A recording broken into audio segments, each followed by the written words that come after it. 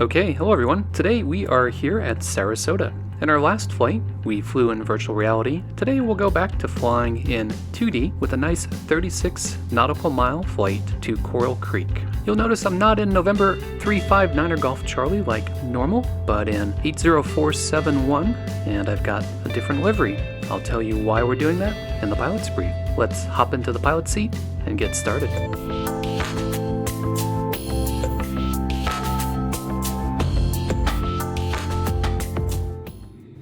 Check out this interior with the mustard panel.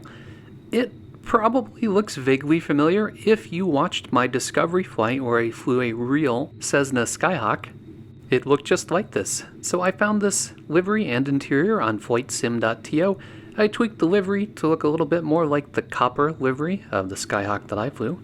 But now I'm going to pretend fly the real airplane that I actually flew about a week ago. This awesome mustard interior is brought to you by Whiskey Tango 208, and it's based on a real aircraft at Fairfield County in Ohio. If you have not seen the video for my discovery flight, I will link it here so that you can check it out. I'll be talking a little bit in this flight about some of the differences between flying the real plane and flying the simulated plane. So we'll start by running through the checklist. And I will say, one of the similarities is the checklist. I think I could have done the entire checklist by myself in the real plane because it exactly mirrors everything that we do in the simulation. So we got our fuel selector to both, our fuel shutoff valve will push in. Get our throttle, open a 1/4 of an inch. Our mixture is to cutoff. We'll yell clear prop. We'll get the battery switch on. Beacon on.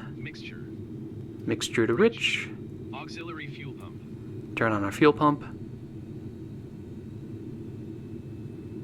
Then we'll lean the mixture. 3 to 5 seconds. And on the simulated version here, I need to almost completely lean it towards cutoff, but in real life, I'd say it was about the little more than the halfway mark that we leaned it. All right, feet ready to brake. I'll talk about those rudder pedals in a minute.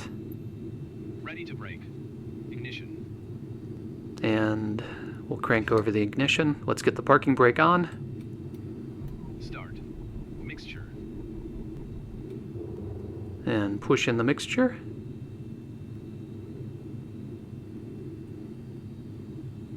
And I didn't do that right. So we'll pull that back out again. Crank over the prop again. Get the mixture in before it stalls, and we're good. Then we'll bring up the throttle to 1000 RPM. Oil pressure. Check. Alright, we'll check the oil pressure, get the alternator on.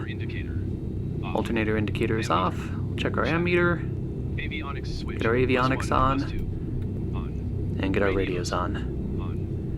So the model aircraft I flew was, I think it was a 73 Cessna Skyhawk, and the panel was similar but a little bit different. For today's flight, I'll be using my Thrustmaster rudder pedals, and if you look at the rudder pedals down here and how they're modeled, see how they go back and forth like this? You rest your heels on the floor and push on the bottom flat part with the top of your feet, so you're kind of pushing forward, kind of like pushing on the brake pedal on your car. That's different than the way the flight sim rudder pedals work. I mean, they move the same way, but your feet kind of skate back and forth on them.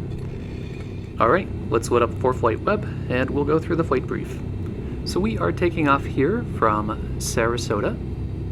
It's a Class Charlie airport, and we're going to fly south following the coastline here to Coral Creek. So if we go back up here and zoom in to Sarasota, I'll switch to the satellite view with the aeronautical overlay. It's a great tool for planning a visual flight.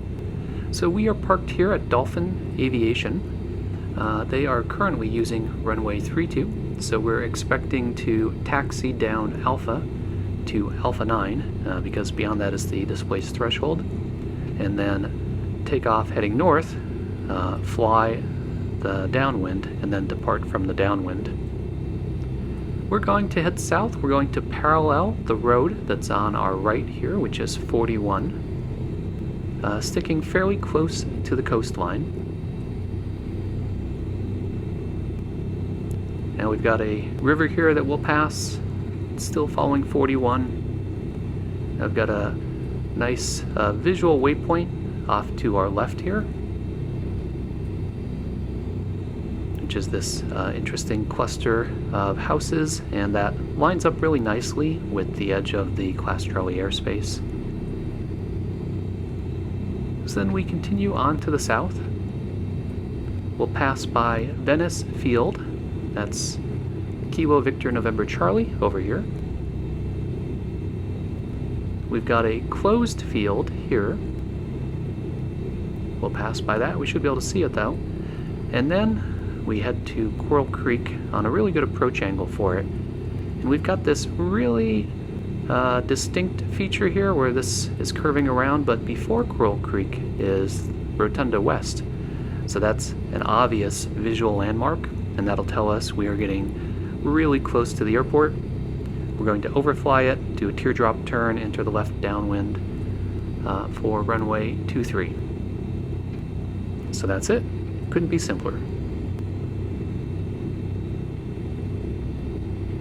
Now if we go back to our sectional, we can see that we've got Punta Gorda off to our right. That's a VOR that we can use, and Sarasota VOR is at Sarasota. Now we don't need either of these. This is a 36 nautical mile flight following the coastline, but if we were for some reason having trouble spotting the field, we could use those to help us locate it. So I will dial them in here so that they're good to go if we need them. Sarasota clearance, Cessna 80471, C172 slant Golf, request south departure at 3,500 with information, India. Departure 119.65, squawk 2313, Cessna 80471. 80471 is the actual tail number of the Skyhawk that we flew in my Discovery flight. It's cool using it, although it sort of sounds like a zip code. I wish there were some letters in there. It would be a little catchier. Okay, let's give ground a call to get our taxi permission. Sarasota ground, Cessna 80471 at Dolphin, taxi with India for south departure. Taxi and hold short, runway 32 via Alpha Alpha 9, cross runway 4, Cessna 80471. Alright, we're on our way. So I've got my rudder pedals, the Thrustmaster rudder pedals. And they're not too bad for taxiing here. I have problems on takeoff and landing. And I'm also a little spastic with the toe brakes. Aside from the physical differences I talked about before, the real Skyhawk has the nose wheel turn with the rudder pedals, but only up to 10 degrees, and otherwise it's free castering. Whereas here in the sim, if I go full deflection with the rudder pedal, the airplane will really turn. It's not limited to 10 degrees. So I think that's one of the reasons why it's much easier to taxi, because you can solely use the rudder pedals and don't need to use the brakes. On my right here, we have AIG traffic giving us real-world liveries and schedules, and it just looks fantastic. It's just packed at this time. The flight's around 4 o'clock. We're just passing A8 on our left there. We'll get ready to turn. Another real-world difference is you're generally at throttle idle when taxiing, and you only put in a little bit of power to get yourself initially moving and then pull it back out. Sarasota Tower, Cessna 80471 holding short, runway 32. Left downwind departure approved, cleared for departure runway 32, Cessna 80471. Sarasota Tower, continue. Alright, here we go. So in the background I've got live ATC, and I really like listening to the controller that's on now. I've flown out of Sarasota a few times here in the sim, and I always have live ATC on, and the controllers sound awesome for Sarasota. When I did the real flight, my instructor was pushing me to pitch for 80 knots when we took off, and I was flying much faster than that, which meant my nose was too low. And I found that when I finally got the nose up so that we were climbing at 80 knots, it felt like we were really angled kind of high up at an angle into the sky, and it wasn't. If you look, and you can look at the attitude indicator when we do this, because I'm going to pitch for 80 knots, you can see it's like 8 degrees of incline. So in real life, that feels like a lot. I kind of felt like I was a NASA astronaut, you know, blasting up into the sky, looking at blue sky straight ahead. Alright, we lost center line a bit here. We'll try to get ourselves back over the runway.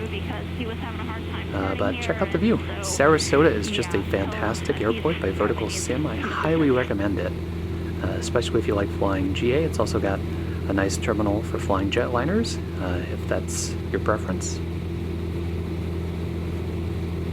Alright, so usually when I take off in the sim, I have this kind of nice, gentle angle that I'm taking off at, but we're going to keep pulling the nose up until we get to 80 here. So there we go. And take a look at the attitude indicator.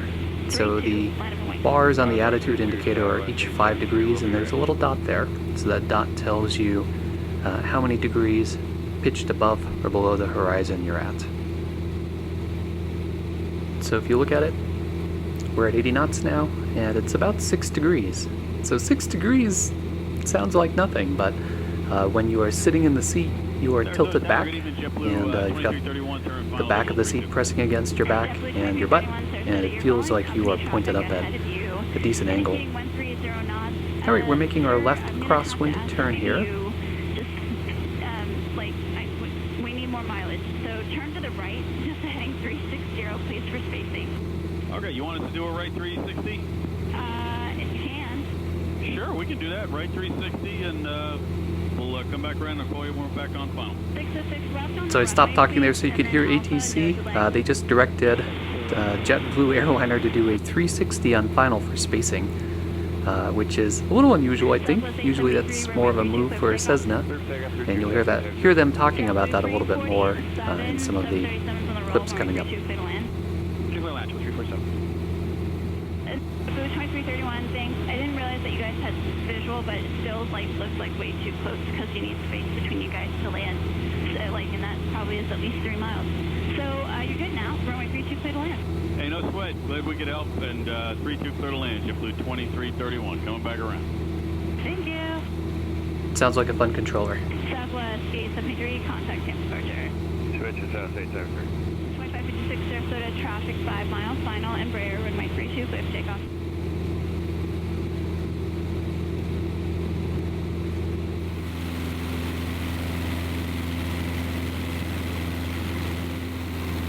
Love the photogrammetry along the Florida coastline.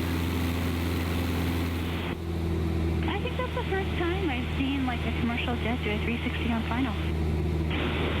Just like that. Yeah, exactly, but only like way more cool. Alright, we're on track. Let's sit back and enjoy that awesome flight simulator scenery.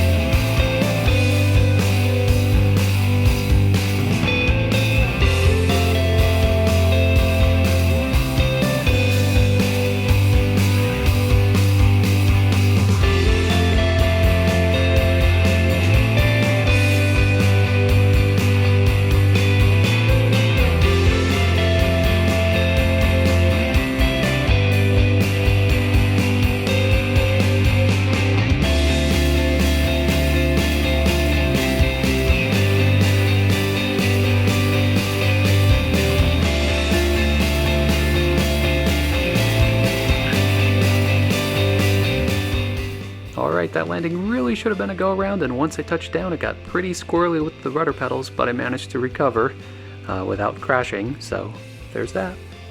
This was a nice short fun VFR flight with some great scenery along the way. You can't go wrong flying just about any place in Florida. Microsoft Flight Simulator has some great scenery for it. So if you enjoy content like this, be sure to click that like button, leave me a comment, and don't forget to subscribe. Thanks, as always, for flying along with me, and stay tuned for further flight adventures.